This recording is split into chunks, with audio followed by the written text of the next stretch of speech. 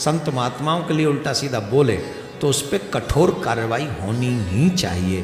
कोई क्यों बोलेगा हमारे भगवान के लिए उल्टा सीधा? न तो किसी सीरियल में, न किसी मूवी में, न किसी सोशल साइट्स पे। फेसबुक वालों से, व्हाट्सएप वालों से, इंस्टाग्राम वालों से, यूट्यूब वालों से, ये हमारी लिखत में होना चाहिए। और जिसके लिए लिख रहा है अगर कोई उसकी कंप्लेंट करे तो उसे बाकायदा सजा वाला प्रावधान होना चाहिए।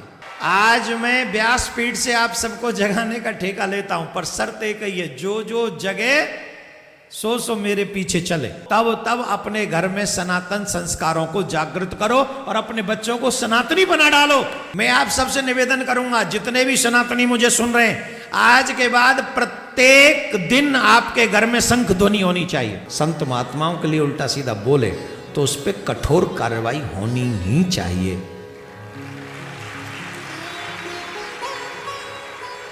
कोई क्यों बोलेगा हमारे भगवान के लिए उल्टा सीधा? क्यों क्यों हमारे संत महात्माओं के लिए उल्टा सीधा बोलेगा?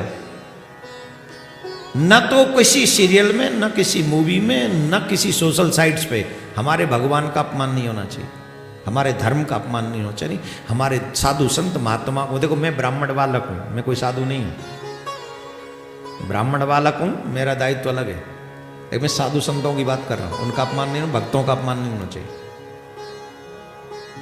और जो करे फेसबुक वालों से, व्हाट्सएप वालों से, इंस्टाग्राम वालों से, यूट्यूब वालों से, ये हमारी लिखत में होना चाहिए। जो अपमान करेगा हमारे देवी देवताओं का, संत महात्माओं का, हमारी संस्कृति का, उसका अकाउंट वहां पर चल नहीं सकता एक घंटे से ज्यादा। उसके उस कमेंट के बाद 1 घंटे में सब डिसमिस होना चाहिए।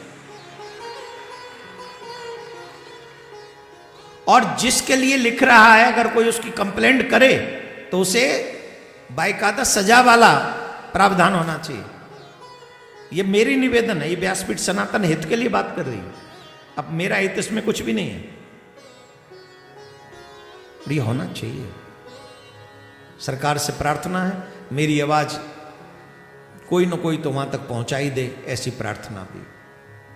कोई भी किसी की हिम्मत ना हो मेरे राम, मेरे कृष्ण, मेरे शिव, मेरे धर्म के विषय में उल्टा सीधा। अब जानते नहीं ना, प्रॉब्लम ये जानते नहीं है, बस बोल देते कुछ भी। आधा ज्ञान, आधा सत्य असत्य से भी ज्यादा खतरनाक होता है, ये समझ लीजिए। भगवान ने रास लीला की, अब रास का मतलब ही नहीं पता हमें। दूसरी बात, भगवान ने रास किया, लेकिन किस पर्पस से किया? ये कामदेव, कौन सा कामदेव? जो एक चित्र देखने पर हमारे मन की विकृति को बढ़ा देता है।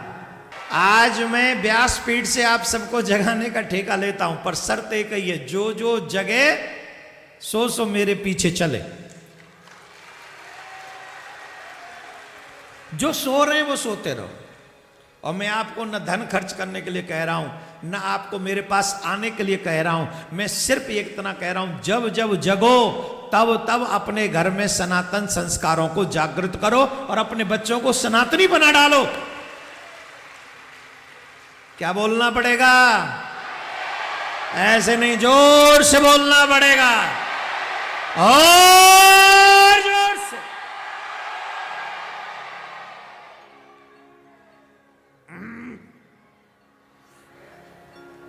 सही है ना? ऐसे जागो, ऐसे जागो कि पड़ोसी भी जाग जाए।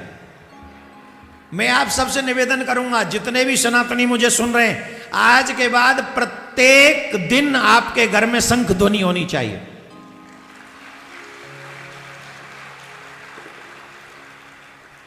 दो चार दिन फूंक निकलेगी, निकलने दो। 2-4 दिन नहीं बजेगा, कईयों में बार बार फूंक मारनी पड़ेगी। और जब प्रैक्टिस हो जाएगी तो फिर देखो, जिस घर में शंख ध्वनि होती है, मां लक्ष्मी जी की कृपा बरसती रहती है। मेरा आग्रह, अपने घर में पॉजिटिव वाइब्रेशंस रखने के लिए, हे सनातनियों, गाने बाने सुनने की बजाय शंख ध्वनि करो। और सुबह शाम हमारे YouTube चैनल पे भजन सुना करो। सुबह सुनो, और शाम को सुनो। ये नियम बना लो आप, जिससे नेगेटिव वाइब्रेशंस आपके घर के बाहर रहें। और एक और बात मान लो भाई, मैं तुम्हारे हाथ जोड़ूं, वैसे तो उल्टी सीधी चीज कोई खाओ ही मत, पर अगर तुम पर न रह जाए, मरवे को मन करे ही कि हम तो नरक में जाएंगे ही मांस खाए खाए के, तो बाहर खायाओ, घर में मत लाओ, घर में मत बनाओ भाई। इतना तो काम करो, कम से कम घर की रसोई है तो शुद्ध रिंदो भैया, कि जहां में कोई साधु महात्मा आवे तो चैन ते खाए सके। हे सनातनियों, ये बात तुम मान सकते हो, कोई मुश्किल बात नहीं बोल रहा हूं मैं आपसे, ये कोई इतना डिफिकल्ट टास्क नहीं दे रहा हूं मैं आपको।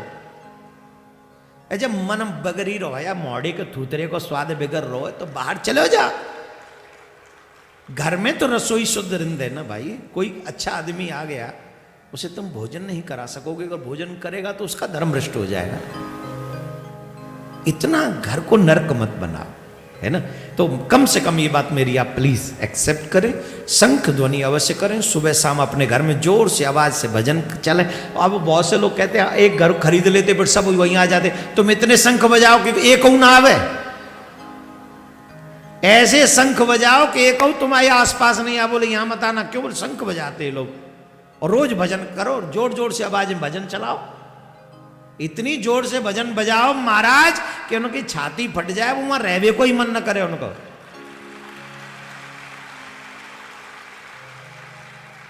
सही है ना बात? सही है ना? हाँ, और ले लो देवकी नंदन से पंगा।